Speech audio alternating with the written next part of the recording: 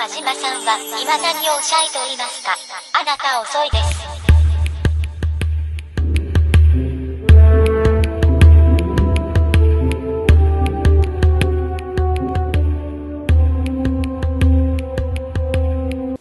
す。Second favorite movie of the year for me, The Expendables 3, and I like the action, the guy type of film.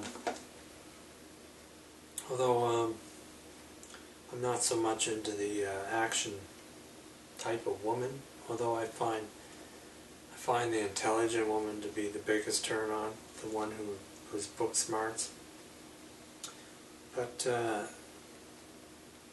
an action type of girl is fun to be with and fun to hang out with.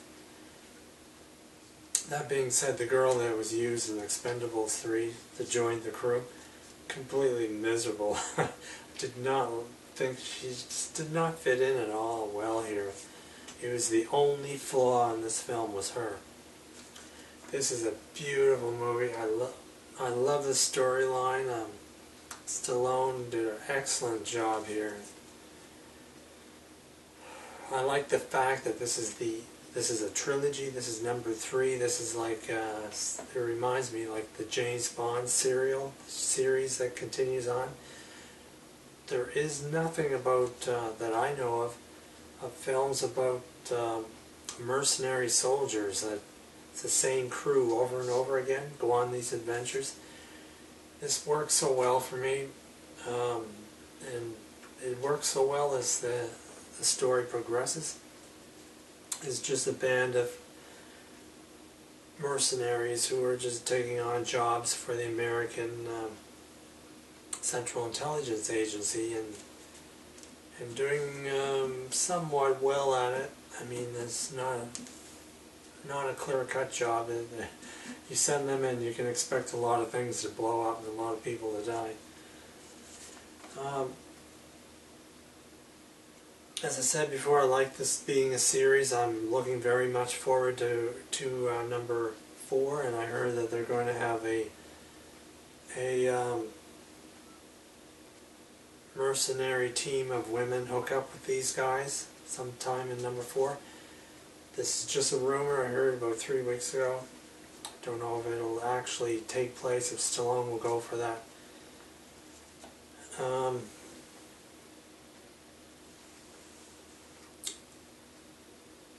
Kelsey Grammer's in this movie. He interacts with Sylvester Stallone's character. You remember Kelsey Grammer from Frasier. Superb job. I mean, seeing these two interact and talk with each other, these two characters appear to have always known each other, are friends, best working friends. They have a best working friendship that appears to have gone on for years. It works splendidly. The way the rapport, the way they bounce conversations off each other is really great. Kelsey Grammer did a magnificent job in here. And Wesley Snipes, oh, it's so good to see Wesley Snipes in action pictures again. The guy has it, you know, he's got it down pat. They even make a joke about, in this movie, where the guys want to know why he was in this African prison that they had to break him out of. And he says income tax evasion. Now, if any of you know the Wesley Snipes story, he was arrested by the Americans and after he got back from France and sent to prison for tax evasion. Although in this movie he was trying to assassinate somebody and it didn't quite work out and he was arrested for that. He had spent 8 years there and the Expendables rescued him during a transfer in this magnificent helicopter scene. Oh my God, you should have seen it. And I recognize the helicopter now as being a German-made helicopter, although I can't remember what the name is at this point. One time I knew all my helicopters, but seem to have forgotten over the years. It was way back in the day. But the helicopter scene with the train at the beginning of this movie, I went to this movie 3 times to watch this, just because I wanted to see that scene played again. It is so well executed by the stuntmen and the way the film is cut and put together and processed. beautifully well done, this rescue with the helicopter, and Wesley Snipes getting on top of the train after his escape, getting out that big 50 caliber gun that they were using to shoot at the prison wall as the train was barreling towards the crash date with the prison. And you hear that big boom, boom, boom as he's taking out the guard stations to protect the helicopter, to make sure that train actually gets into the prison and kills the warden who was running it. Magnificent helicopter scene, and then there's a tank battle at the end. Oh, I love those tanks. The tank battle was great.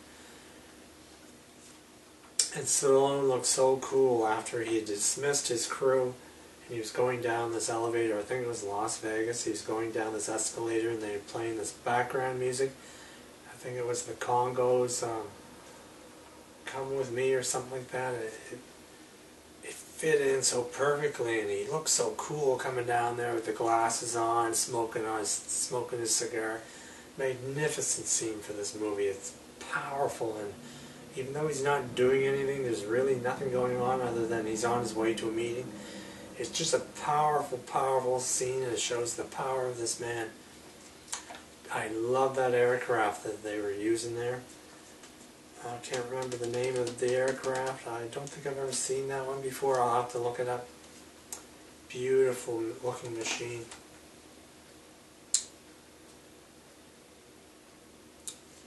And the funniest character, and one of the best characters in this movie, is played by Antonio Banderas. He's supposed to be this mercenary. He's a little bit crazy in the head. Oh my God, Banderas did a good job. Completely believable and humorous as hell. The man just talks and talks. He has his problem with he can't shut up. He's just verbalizing all the time, and he just drives these people crazy. He's a lone survivor of another mercenary team that got blown away. He joins the Expendables. I'm just hoping he stays with the next. He's going to be in the next film, because Antonio Banderas just lifted this picture to new levels. He's just magnificent job as this wild, crazy mercenary. He tries to get himself into the Expendables by lying, cheating, and just showing up and forcing himself in. Stallone eventually says, "Alright, you're in." He brings him in because of his enthusiasm for the Stallone character. And Mel Gibson plays the villain in this movie. You couldn't ask for a better villain. He did such a great job in this as the villain. He's quirky and he's humorous,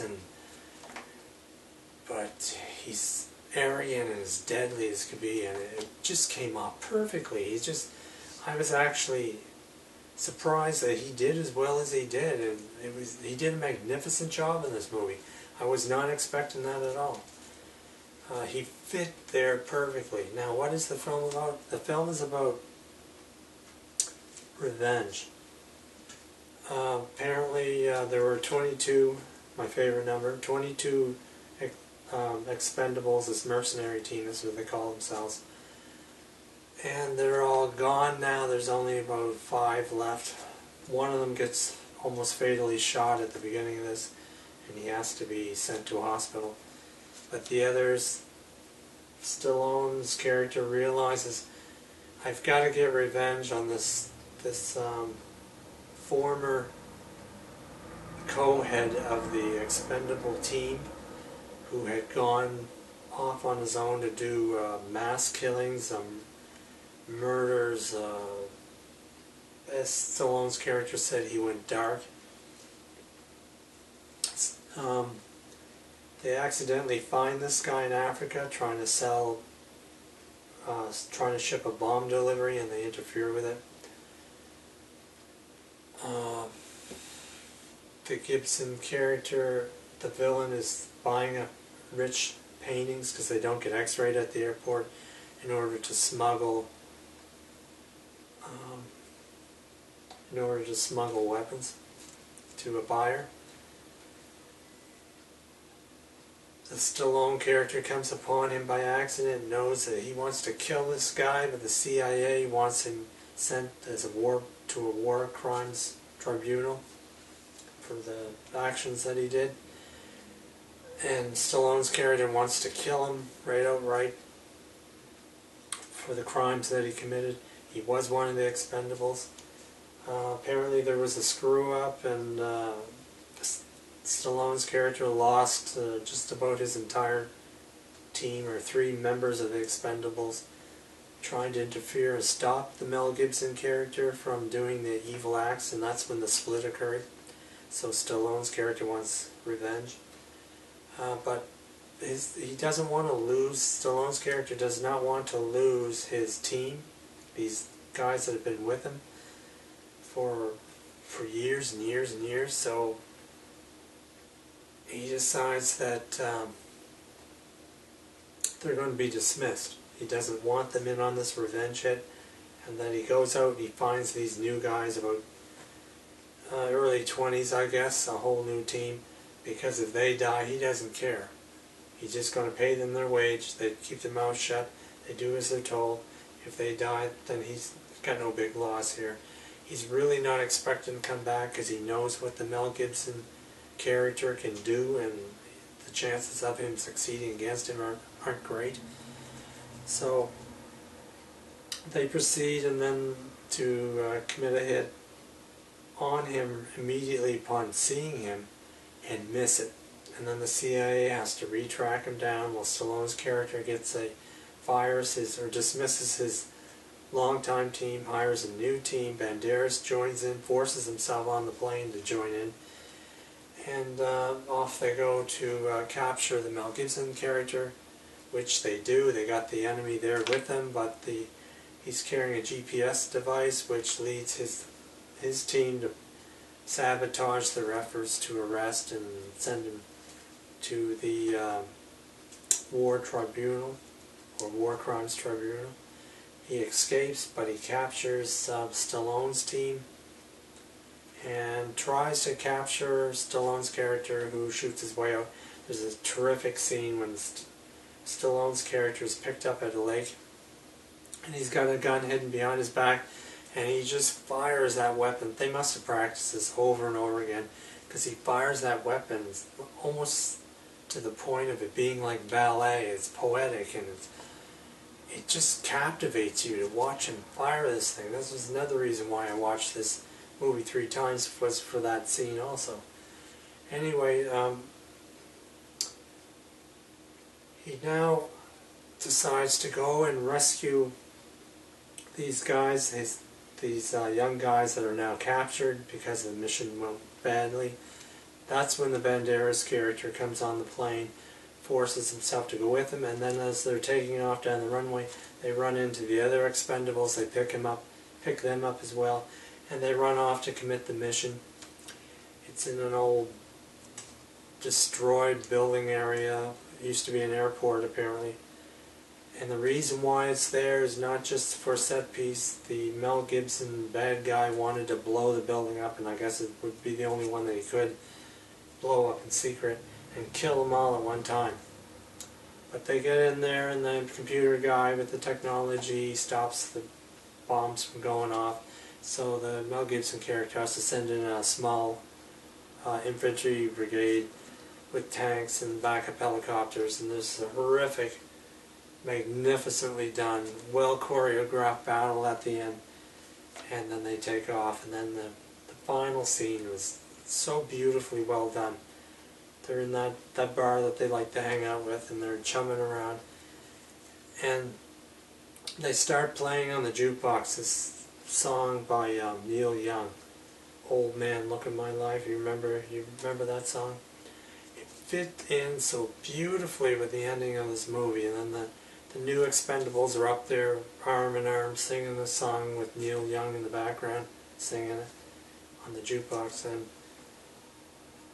that's how the movie ends, and it's just beautifully well done. This is a magnificent film, my second best film of the year.